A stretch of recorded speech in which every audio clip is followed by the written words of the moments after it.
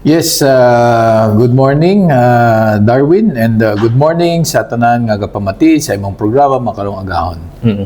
Congressman, meron pong mga balibalita ngayon na postponement daw ng barangay and sangguniang kabataan election. So, meron na po bang na-file na bill dito po sa lower house para po dito sa postponement?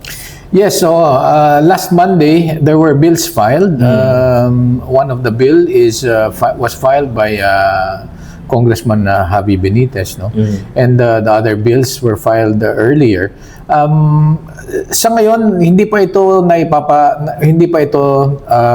nabasa pa lang sa first reading. So ibababa pa ito sa committee level. Pagdating naman sa committee level, of course they will invite the resource persons, kasama na diyan ang DILG, ang COMELEC, ang DBM and other related agencies. Baka imbitahin rin yung Liga ng mga Barangay at saka yung League of Municipalities and Cities. Oo. So ano po sa palagay po ninyo, ano po yung mangyayari po dito? Meron po bang na nabanggit yung Pangulo na priority itong postponement ng election or dapat na ituloy ito? Well, kung pakikinggan natin, kung babalikan natin ang SONA ng ating Pangulo, hindi niya nabanggit ito, no? At actually, marami na nagtanong sa akin kung anong sinabi ng Pangulo. Sabi ko nga, ang sagot ko lang sa kanila is, I have not talked to the President personally, and I don't know kung ano yung kung may nasabi ang Pangulo or wala, no? But personally, from what I know and understand is that bills were filed and then we will just go through the motion of hearing the bill, and then pagka dumaan ito sa committee level at pumasa sa committee level, magkakaroon pa ng second reading, pagdedebatihan sa plenaryo, pagkatapos pagbobotohan. Pagka pinagbotohan naman ito, magkakaroon ng third reading, and after that, it will go to the Senate. So again, magpo-first reading sila, second reading, and third reading, tapos BICAM, and then after that, kung pumasa na ito sa BICAM, tsaka naman ito pipirmahan ng Pangulo.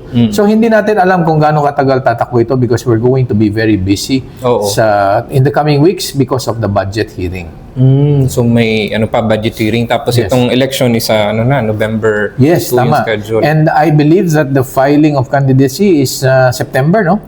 Yun. So tinitingnan natin yung timeline kung aabot siya or hindi. But again, depende na yun sa ating Kongreso at sa Senado kung gaano kabilis tatakbo ang pagpasa ng bill na ito. Nabasa niyo ba yung laman ng bill at sino po yung mga nag-file? Hindi ko nabasa pero from what I heard, there were bills filed na to postpone for May of 2027, and there was another bill that was filed to postpone for November of 2028. So mas malayo yung isa sa 2028. Yes, mas malayo yung isa. Correct. Ano po yung mga basis po nila for postponement?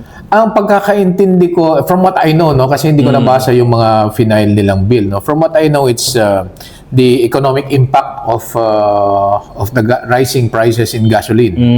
Number 2 is the date itself, na November 2. Ang sinasabi nila is sayang naman kung ang karamihan ng ating mga botante ay mag-out of town. If you know na October 31, November 1 hanggang November 2, nag-out of town yung ating mga kababayan, lalong-lalo na kung yung mga mahal nila sa buhay ay nasa probinsya, nasa malayong lugar, at talagang naging kaugalian na ng mga Pilipino ang binibisita ang kanilang mahal na buhay sa kanya-kanyang sementeryo, no? And yung isa sa mga bagay na importante rito is yung voter turnout kasi. Kung tayo ay mag-e-eleksyon at ang voter turnout is 50% to 60%, baka sayang lang. Sayang lang. Pero sa kayo po, ano po yung personal po ninyo na opinion dito po sa postponement? Well, para sa akin,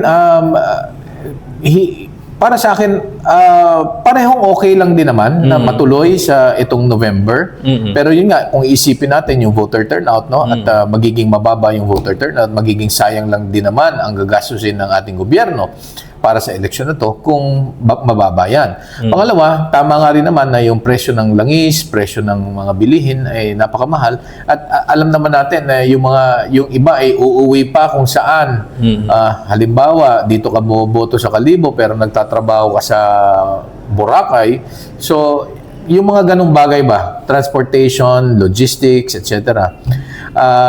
Kung ako ang tatanungin kung talagang kinakailangan na extension, yung Mayo is good enough for me instead of the 2028 na November.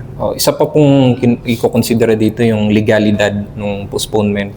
So legal po ba or constitutional yung kung i-move ito? Yes, if it's constitutional or not, remember that we are filing this bill and then pag ito ay naging batas, alam naman natin na merong ibang sagot din ang ating Supreme Court para dyan. So para sa akin, pagka final naman natin at dumaan tayo sa tamang proseso, I don't think it's unconstitutional. So, sa ngayon po ay hindi pa, dumaan na ito sa first reading. So, first reading pa lang po, yes. Kanino pong committee ito mapupunta? Ako, hindi ko rin kabisado kung kaninong committee yung sa suffrage and electoral reforms. Pero doon yan mapupunta. Tapos, mahaba pang ano pa ito? Mahabang proseso yan kasi magkakaroon ng initial committee hearing. Pagkatapos, of course, titingnan natin kung may mga mag-oppose sa committee level pa lang. No? So, hindi natin masasabi. But, I will try to keep you updated sa mga susunod na araw. Ang tinitingnan kasi dito kung prioridad o kung hindi. Kasi, di ba, maraming sa last na SONA ni Presidente Marcos, marami siyang nabanggit na mga priority bills. Yun po yung tinututukan nyo ngayon. Well, at least these are what we call the legislative bills, no, or the LEDAC, no. Ito yung mga priority na gusto ng Pangulo. At isa na nga yan, kaya nga isa na nga sa narinig natin, yung waste to energy. Na if you remember correctly, if we remember na 17th Congress pa lang, ay yan ay isinulong na batas na bill ng aking ama, na si former Congressman Marquez, na hindi talaga ito naipasa dahil tila naupuan sa Senado. So 17th Congress, 18th Congress, and 19th Congress, hinintay natin to.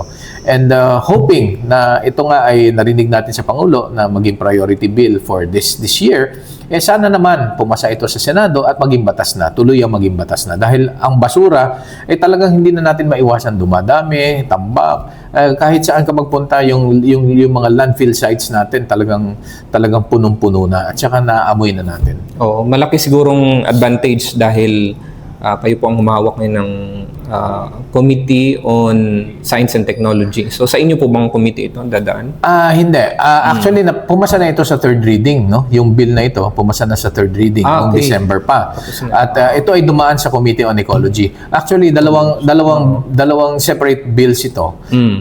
Yung bill na final ko is yung may repealing clause ng Section 20. The same exact bill na final ng aking ama. Yung bill na dumaan sa Committee on Energy, silent sila doon sa repealing clause. So, nagkaroon ng dalawang separate bills ito. Yung isa dumaan sa Committee on Ecology at yung isa ay dumaan sa Committee on Energy. But both bills na waste to energy ang title has already passed the third reading in Congress. So ito ay hinihintay na lang i-take up sa Senado. Yun, yung counterpart na lang and then ma-bycam. Yes. Pagka mapasa na yan, bycam, and then hopefully mapirmahan ng Presidente as soon as possible. So we can start really cleaning up our streets and turn the waste into energy. Ano nang status niyan sa Senado? Wala pa, hindi pa nila inumpisahan. Pero may mga bill na pending. Yes, we're just waiting for the committee chairman to call for a committee meeting to hear this bill. So before sana magtapos itong 20th Congress. Yes, sana before magtapos ang 20th Congress. Actually, ang iniisip namin before the end of the year, sana maging batas na to. Yan. Dito naman, Congressman, sa pagiging nahalal po kayo bilang chairperson ng Committee on Science and Technology. So, ano pong masasabi niyo po dito? Well, gaya ng nasabi ko sa aking post sa Facebook page, no, it's really indeed a blessing. Kung para lang sa kaalaman ng lahat, usually pag first termer ka, lalong-lalo na at hindi ka nanggaling sa government service in the past, hindi ka nila binibigyan ng chairmanship sa committee. But God has been very good to me. In fact, I feel really blessed because I was given the opportunity to lead in this committee where my father used to chair also in the 19th Congress. And malapit sa puso ko ang science and technology because yun nga, I have worked hand in hand with the USEC, with secretary, with also in the committee level sa Congress. Kaya lahat sila mga kaibigan natin at marami tayong batas na dinaan dito kagaya ng Vaccine and Virology Institute na naging batas na, no? Itong modernization ng PHIVOLCS, talagang naging batas na rin yan. At yung isa sa mga magagandang batas din na naging na sinulong ng aking ama ay yung Philippine Science High School, no? In additional Philippine Science High School institution in per region. So dito sa Aklan magkakaroon tayo ng isang Philippine Science High School or PSI na tinatawag natin. At marami rin akong batas na isinulong under the Science and Technology. Yung mainit ngayon na pinag-uusapan, Congressman, is yung Paxilica. O yung AI hub at saka alam naman natin yung AI malaking tulong din. Yes. Pero meron ding mga disadvantages. So dadaan po ba ito sa Kongreso, particular po sa committee po ninyo? Well, sa ngayon, nabanggit nga ito ng Pangulo, no? And lahat tayo ay tinitingnan ito as one very huge investment, no? Not only investment but also kinakailangan natin mag-invest ng additional power sa tubig at sa property, no? At kung titingnan natin, napakalaki ng requirement nito. And sa ngayon, wala pang nagfa-file ng bill about a Paxilica Act, no? So, tinitingnan pa natin kung paano mangyayari ito. Kasi kung jobs at jobs lang pag-usapan, sinabi ng Pangulo, di ba, more than 1 million jobs, napakaganda sana nun. Kaya lang, alam mo, yung investment din ito sa infrastructure, yung investment dito sa energy, yung investment dito sa property at saka sa tubig, napakalaki. So, andyan ang pag-uusapan pa ito. Meron ba itong mga tax incentives? Ito ba ay PESA? Ito ba ay papasok sa mga basis conversion BCDA or Clark Development Authority? So, maraming mga bagay, maraming aspeto na dadaanan dito. Pero yun nga, gaya ng sinabi ng Pangulo na dahil isa ang Pilipinas sa pumirma dito sa agreement na ito, I think mga 30 plus ba ang pumirma ng mga countries. Then, if you're looking into the future of AI kasi, hindi dapat tayo mahuli. So, kinakailangan talaga na we also go with the flow. Pero, kaakibat dyan is yung budgetary constraint. Kung ito ba ay magiging feasible sa ating bansa. Kung ito ba ay kakayanin, isustain ng ating bansa. At marami pang mga bagay na kinakailangan pag-aralan bago ito may sa katuparan. So, wala pong nabanggit sa inyo yung Pangulo or natap kayo, yung mga kasama po ninyo para magsagawa ng mga kaukulang panukalang batas? Well, sa ngayon wala pa, no. In fact, kauupo lang po natin bilang Chairman of Science and Technology and sa susunod na linggo, makikipag-meeting tayo sa mga USEC ng DOST and hopefully nandun din si Secretary Renato Solidum na makasama natin para pag-usapan natin yung mga legislative agendas ng DOST at hayaan mo, tatanungin natin sa kanila kung ano ang feel nila at tingin nila dito sa sinabi ng Pangulo na maglalagay tayo ng Paxilica dito sa ating ating bansang Pilipinas. Ano pa po yung pinagkakabalahan nyo ngayon, Congressman? Nako, medyo nadagdagan, medyo nadagdagan yung trabaho natin at in fact next week nga uupo ako, kasama ko ang DOST and kung Board of Regents din tayo dito sa Aklan State University, ano? And aside from that, dahil nga naging chairman din tayo ng Science and Technology, naging board of directors din tayo ng Philippine Science High School. And isa sa mga tinututukan natin is yung BILCO na Philippine Science Institute. Oo. No, so hindi lang high school, magkakaroon na tayo ng Philippine Science Institute. Dito So, sa... hindi, ano? Saan yan itatayo?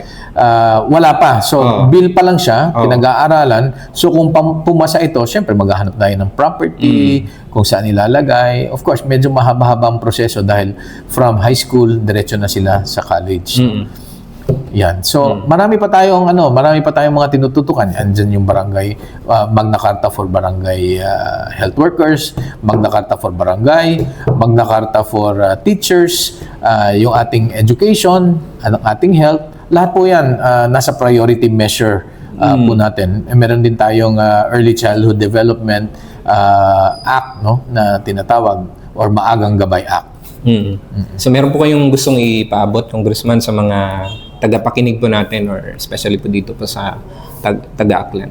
Yes, salamat kay Bang Darwin, ano. Alam mo, sa totoo lang, napaka-blessed natin, lalong-lalo na sa panahon ngayon, na even in the signs of times na naghihirap ang buong Pilipinas, pinagkaloob sa atin ng ating Panginoon ang mandato na makatulong sa ating mga kababayan. At tuloy-tuloy po ang ating trabaho para sa ating bayan at sa ating probinsya, lalong-lalo na sa 1st District, para matugunan ang lahat ng mga problema ng ating mga kababayan, lalong-lalo na pagdating sa health, sa education, at of course, agrikultura, food security, turismo, at sa mga marami pang bagay na talagang yan ang advokasya na iniwan sa atin ng aking ama na ipinagpapatuloy rin naman natin. Maraming salamat po. Maraming salamat kay Bang Darwin. God bless you, and God bless everyone who is watching and listening today in your program.